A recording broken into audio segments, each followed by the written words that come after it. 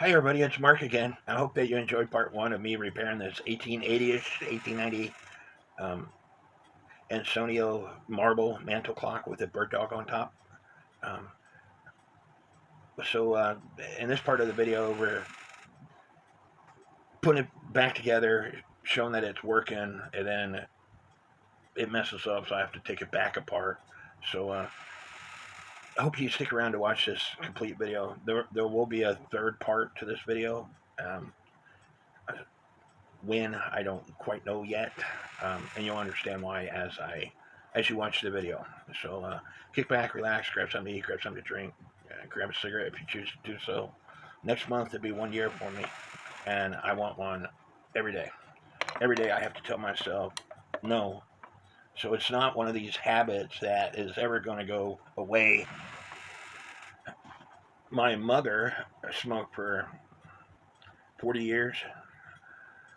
She finally quit. My dad didn't want to put insurance on the vehicle anymore. Didn't want to renew his driver's license, and they made a deal. If he renewed his driver's license, put insurance on the vehicle, that she would quit smoking. So she quit cold turkey from this agreement. And I asked her one day if she missed it, and she told me every day. And so it's just one of those things that I have to deal with. So I hope you enjoyed this video. Let's get started.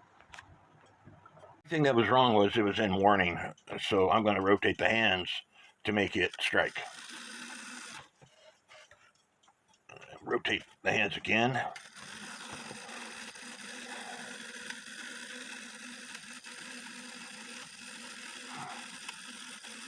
And stop. The spring that I told you catches onto that inside lever, it's not very tight. I need to fix that. And I need to put the Brocot parts on, but we are getting there. It's the first time this thing struck properly in several years. I've been in this house since 2008. My stuff was in storage. While I was in this house, I got divorced in February 2005. Last time this thing worked was probably back when I bought it in 1999, 2000 time frame. So 24 years later, 25 years later, it's starting to work like it's supposed to. Remember that the compression washers the fingers go up in the air. And so you have to put the round plate on. Well, you got to put the compression washers on. There are two posts. Then the round plate. And then the escapement wheel you put in.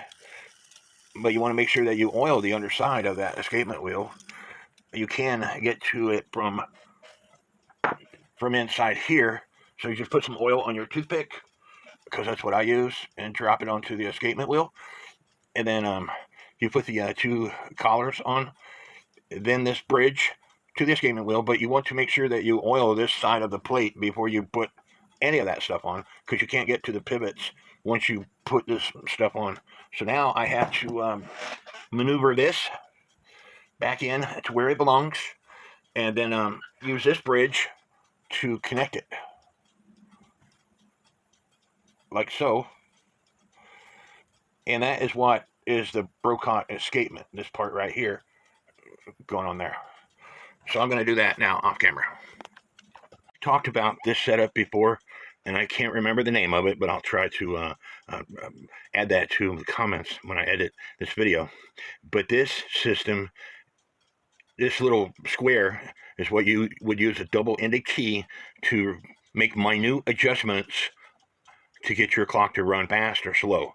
And when I say minute adjustments, this is where the suspension spring hangs onto. Okay, so there is at the very bottom, so that would slow your clock down, and this is bringing it all the way up to the top to speed up your clock. So you have about an inch maybe of adjustments. So I don't know where it was, don't really care.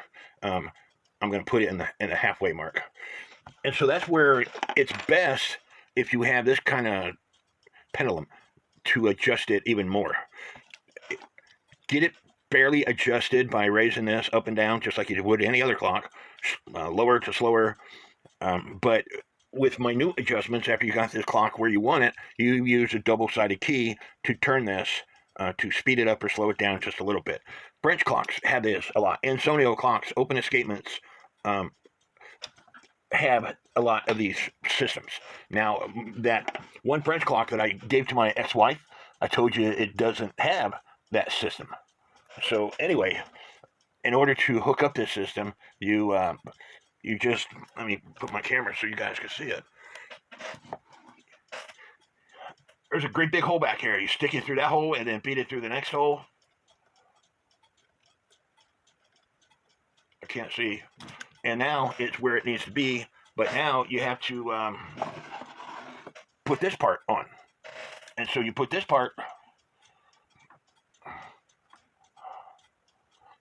I'm trying to remember. Sorry, it goes this way, that wheel up.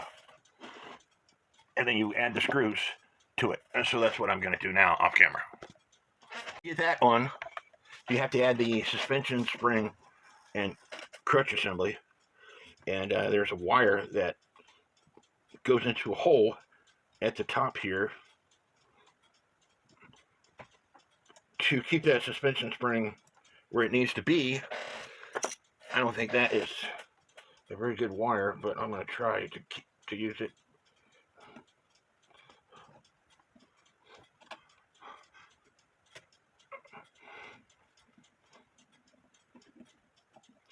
I'm going to replace the wire.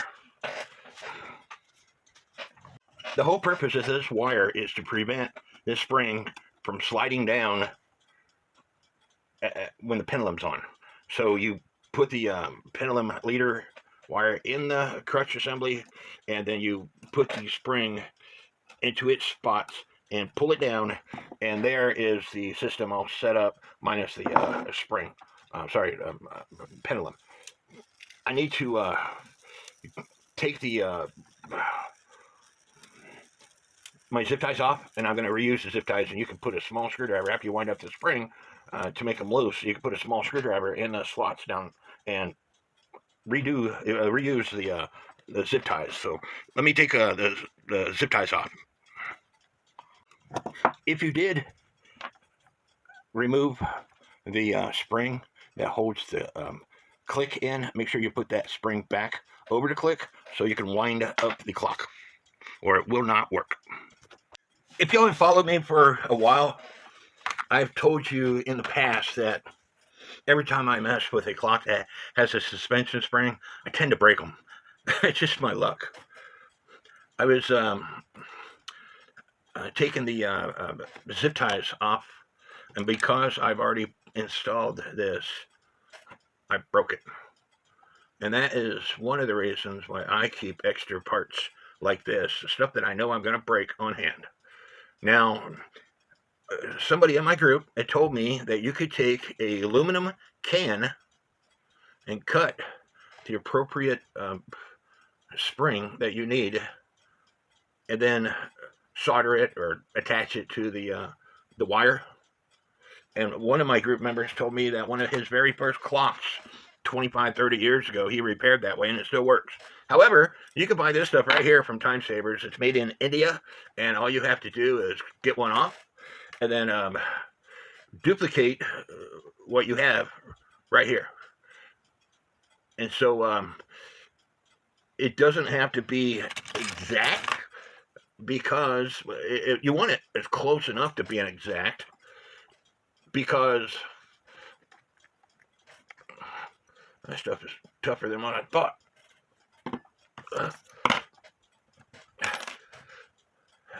Because you're going to have to adjust the pendulum anyway. And so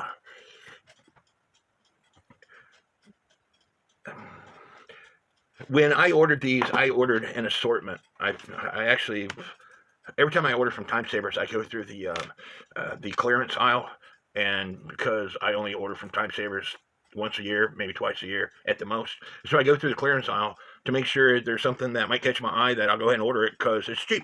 And so I got a set of these through the clearance aisle. Already had 2 sets. I ended up giving a set away to a friend of mine who needed some. But anyway, now with this, all I have to do is make this to hold the pendulum on, and then we're good to go. If you watch my other videos, I told you that sometimes God helps me work on clocks. This suspension spring that I broke, it was already messed up. It already had a bend in it. It still would have worked. However, I've got a new one now, and it'll work better. Now, this is a movement holder that I bought from Time Savers a couple years ago, and honestly, I don't like it. I paid quite a bit of money for it. They're cheaper now, but anyway, with the Brocot escapements, now I'm going to have to redo this after I put it in the clock, so it don't matter. You grab a hold of the crutch assembly in the back, and it's got a clutch type system, and so you find the sweet spot, and as you can see, it is ticking away, and so I can put the pendulum on.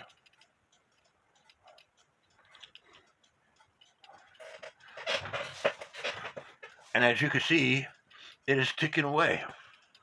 And when you oil this, you want to make sure that you put a drop of oil on each one of these pivot. Some of them are jewels. I don't believe this is a jewel. I believe it's a piece of steel that's shoved in there. But a lot of them are jewels. But anyway, you'd want to put a drop of oil, and it's stopping. So it's not quite in adjustment quite yet. So I have to still tweak it. And I need to clean up the case. But we're getting there. What do you think so far? Are you enjoying this video? I need to put the hands on.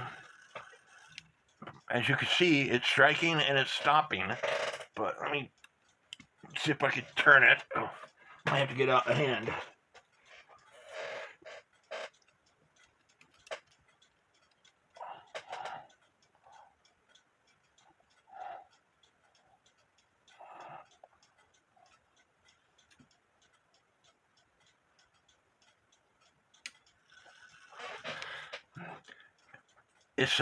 It's off a little bit on the hands, and how to fix that is it's not that fun.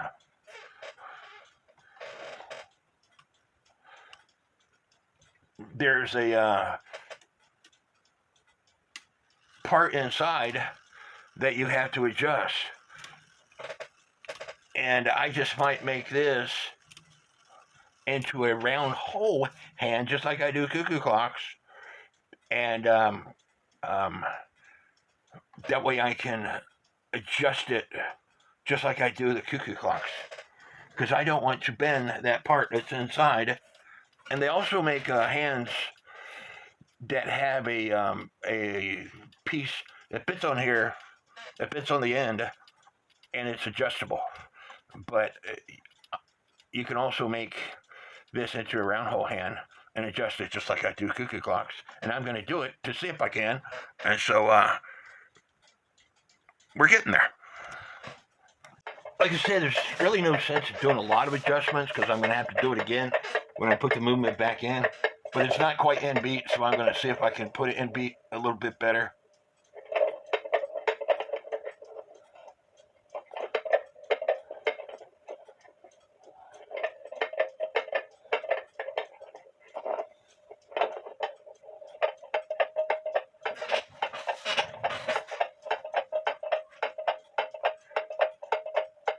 That sounds better to me, but you have to let the clock set for 30 seconds or so. But I'm not going to adjust it anymore.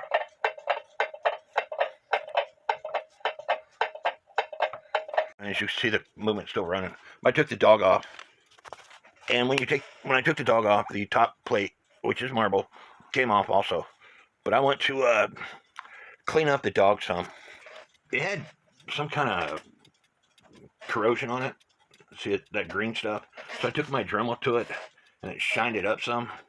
I'm not one of these people that like taking away the patina, but I'm also one of these people that I don't like it looking like it's corroding to where it's going to fall apart. So I think what I'm going to do is take some semi-chrome to it. See, even the bird, it looks like it's got some plaster or something, maybe paint underneath its feet. And so I'm going to clean that stuff up and make it look a little bit better, a little bit more presentable. Some semi-chrome and some Renaissance wax later, and voila, it looks a lot better than what it did. It's cleaned up, but it still has its patina, and I'm happy with it. So I'm pretty sure that the lid is not supposed to come off when you take the dog off. So I use some Aleene's glue, which is strong enough to glue stuff down, but easy enough to take things up. And so, this is marble. And so my antique black slate clock that I worked on here a while back, because it was in storage, a lot of the slate came apart due to humidity, weather, I don't know. So I used some Gorilla Glue on it, and it worked really well, except for the Gorilla Glue, if you don't clean it off, it turns yellow. And so at least the stuff I had did. But anyway, I'm using Aleene's on this slate marble clock. So I need to let it dry. So I'm stuck. Movement's still running. Dog is done. As soon as this case is dry, I'll put everything back together. Put a dab of super glue on the washers. That way they stay in place, so I can put the bezel onto the movement and then screw the screws into where they go. I already got the dog put on. But without doing this, you really got to have two people who are helpful. You really need 3 or 4 hands, because having somebody to help you out, you have to tell them exactly what to do in order to put all the screws lined up. There's not a lot of space. I don't know why they didn't design it to where the washers were already attached to the bezel. And shoving wire through the holes to line up the nuts helps. And back to the drawing board for anchoring the bolts into the dog's feet, because you can see it came off. Damn it. So the Gorilla Glue that I bought, which is for metal, plastic, all kinds of stuff, it's supposed to be really strong, didn't work. And it says fully cured in 24 hours. And so I waited 24 hours. So I tried my luck at soldering. But with soldering, you have to make sure these bolts are straight up and down. So that is why I tied the wire. I put the bolt into the foot, tied the wire to get it straight up and down, and then soldered it. I tried soldering it without doing that, and it kept moving. Just like this one right here is not straight up and down. So I'm going to have to loosen this and do the same thing with this one as I did with this one. But before I loosen that one, I just want to see if it fits. And if it's perfect, it's done. I'm going to attach the washers and nuts and give that a go. It's actually better than it was before. Before, this foot was up in the air.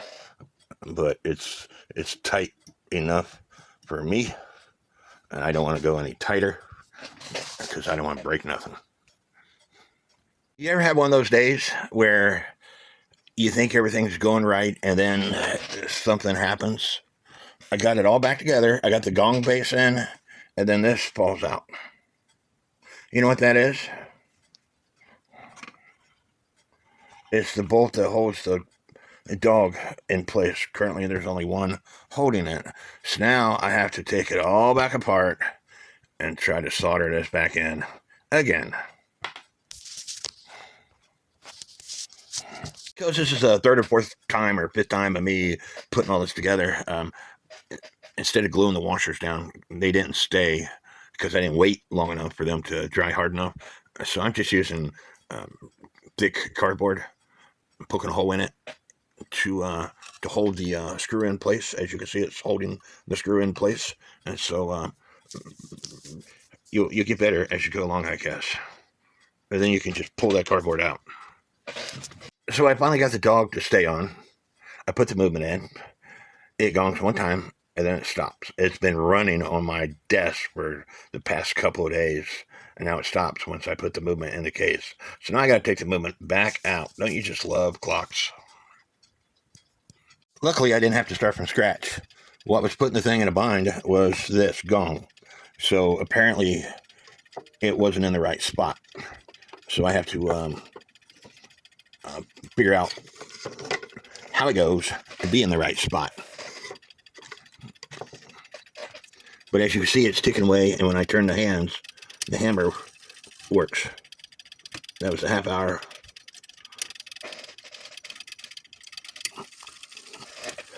And the hour.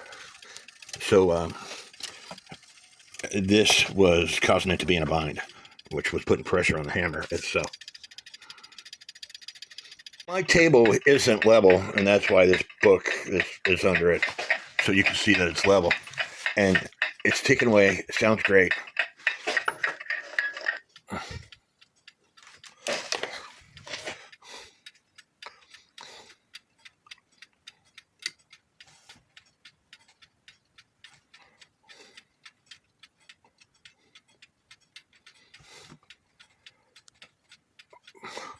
Why it's not striking, I have no idea what it was.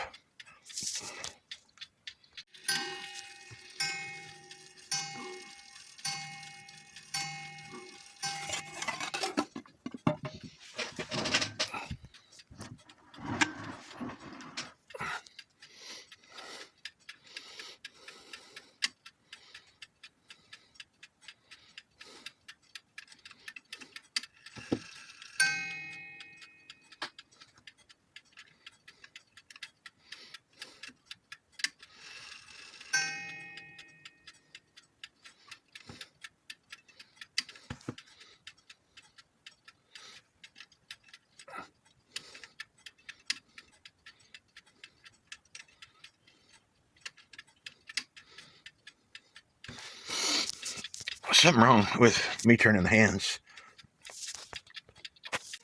The fourth wheel with warding pin, it needs a bushing.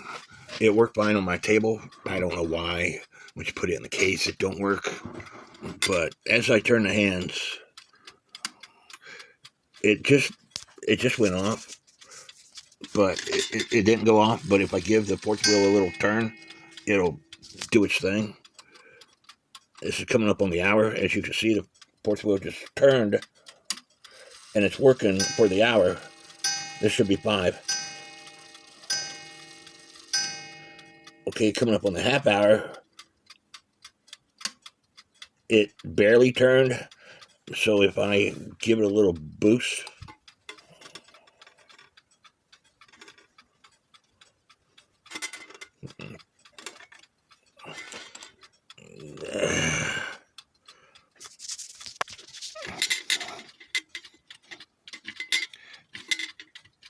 I thought I had it figured out. Sometimes I hate clocks.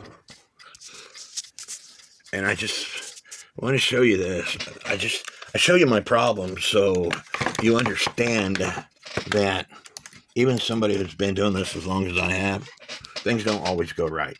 So it's best to walk away. Don't get frustrated. The clock is ticking. The clock was striking. It wouldn't stop striking. And that is why I started this in the first place. But I'm going to have to take the movement back out. I don't know if you'll be able to see this. There's a slight little play in the fourth wheel. I mean, and it's not that much. But because it's an 8-day clock, it's not lenient on bushing wear. Sometimes it'll work and sometimes it won't work. And because it's getting in the worn out spot when it doesn't work, a little bit off centered. So I have to take the movement back out and put a bushing, take that wheel out and put a bushing in. And hopefully I could just take the fourth wheel out and the fly out and be able to put a bushing in. I might have to take the whole plate off again. But we are getting there. Rome wasn't built in a day, and so neither was this clock. On a side note, do y'all hear that? A lot of people would think I'm full of crap when I tell them that I have spirits in my house. My neighbor's son was over this weekend. He took a bath.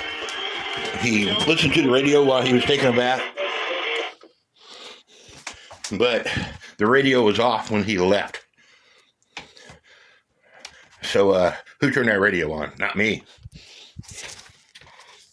Got a third, fourth wheel in Governor fan out.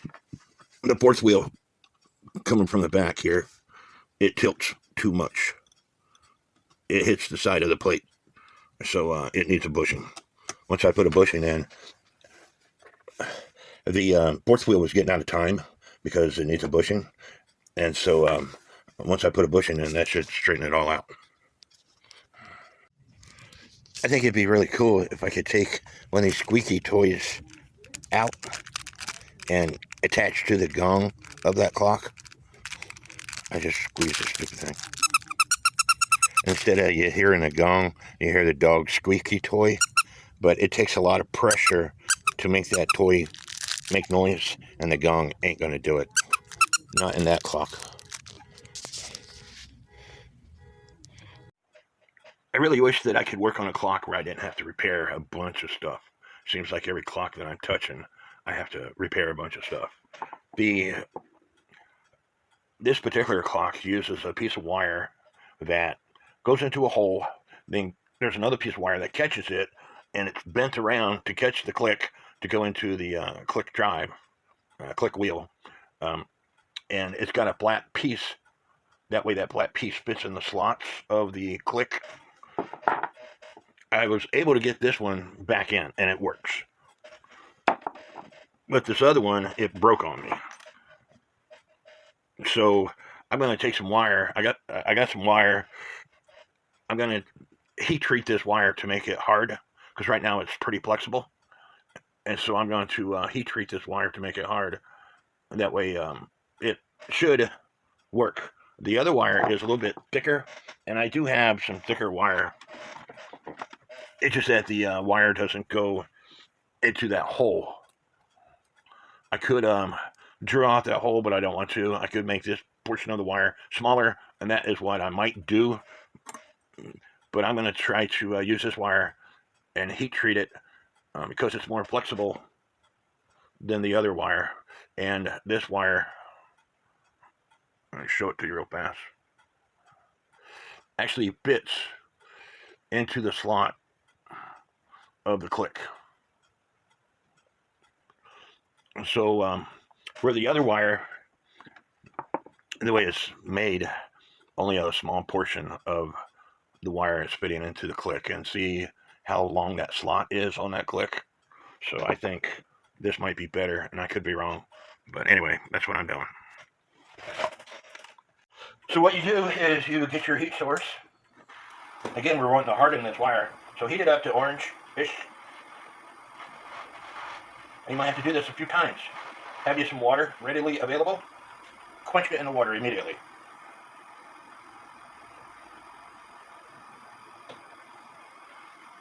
And this wire might be too soft to do what I want to do.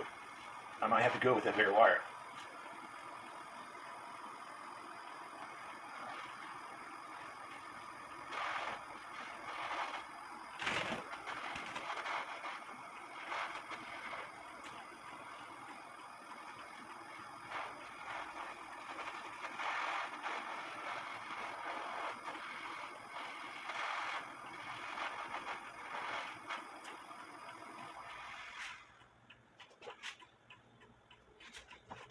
And it did harden the wire some, but it still has too much flexibility in it.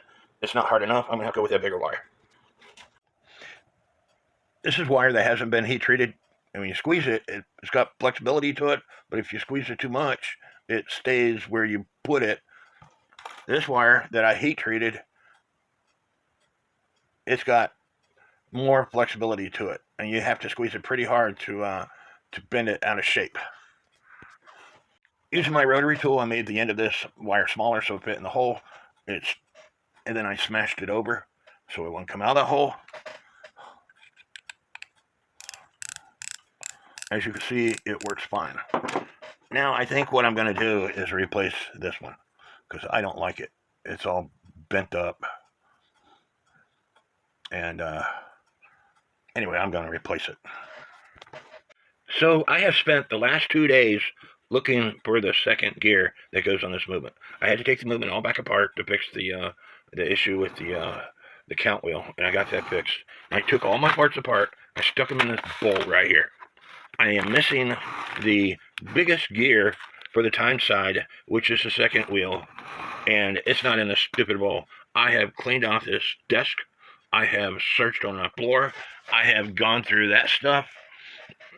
Now, granted, I'm not the cleanest person when it comes to this house, but, you know, this happens quite a bit to me.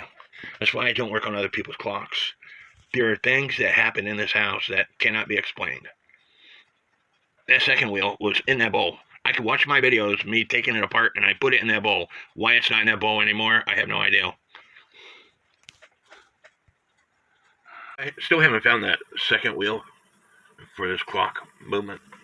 So I thought about maybe getting on eBay and buying some parts. Here's one that's been serviced, $260 plus shipping, or best offer. I don't want to spend that kind of money. Here's another one for $78 plus shipping. I don't want to spend that kind of money. I don't want to spend that kind of money just for one wheel that is around this house somewhere. Makes me mad. So today I took every piece off my desk. I took every piece off of that desk. Looked through the drawers. I swept and mopped my floor. I still can't find that piece. And a lot of people might be saying, well, you took it in the other room. Why the heck would I take that part anywhere else in my house except for right here where I was working on it? It makes no sense that that part comes up missing. And this ain't the first time this has happened to me. A lot of people might be saying, well, you're losing your mind. Possibility, but my mind is still pretty dang sharp. And I have people tell me that all the time. But it's frustrating that you start working on a clock and you know, I will lay in bed thinking about what am I going to do to the clock next when I'm having issues. And so, and have to wait for my health to be good enough for me to work on a clock. But all those parts have been laying on this desk. Most critical part there is. I have another movement that has got the second wheel. It's all taken apart, but it's not that 4.5 inch wide movement, and so it doesn't fit. The wheel doesn't line up with the pinion gear doesn't line up with the great wheel.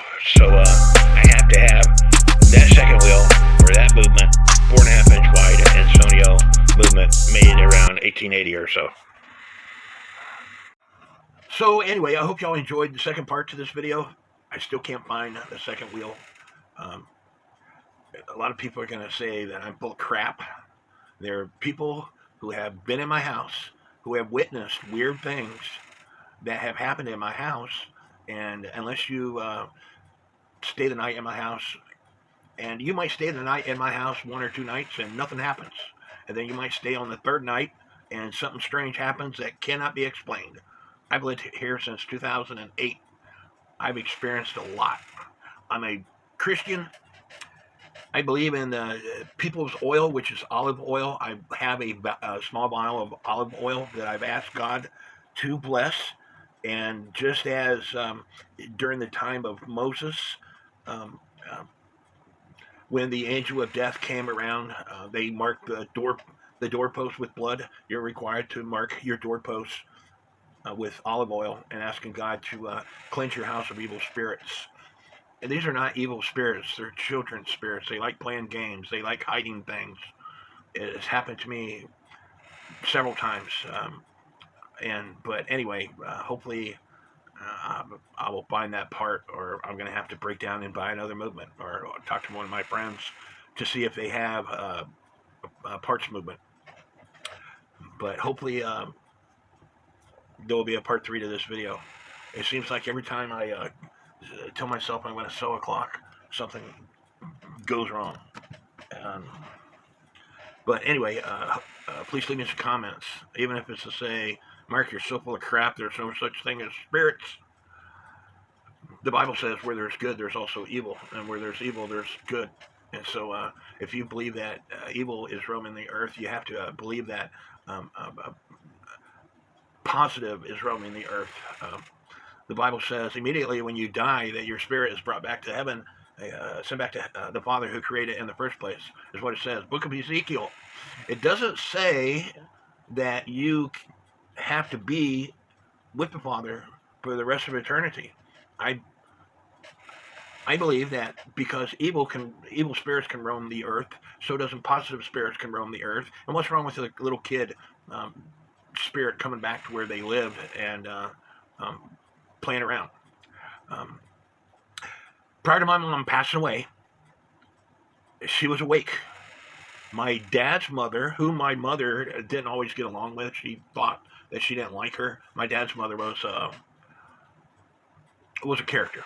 So prior to my mother passing away, my mom was awake, watching TV, reading a book, playing the computer, I don't know. There was a knock at the door. She opened the door. It was my grandmother who came into the house, and my grandmother has been dead for several years, 20 plus years, and she sat and chatted with my mother. My mother said, well, I didn't think you really liked me. And she's like, I've always loved you. But anyway, I believe my mom. She never lied to me. So we were really close. We were tight. We were best friends. So again, there's people all over the place who I've got relatives down in Alabama. My brother-in-law's family, they have a little child that they take care of. When you take pictures, there's typically a spirit, an image of some sort in that picture with that child. It has to be a specific child. Dark light is evil. Positive light or bright light is positive. So anyway, I'll get off the spirit discussion and pray that my part shows up. It should be in my stupid room here, but I don't know where it's at. Anyway, leave me some comments. May God bless each and every one of you.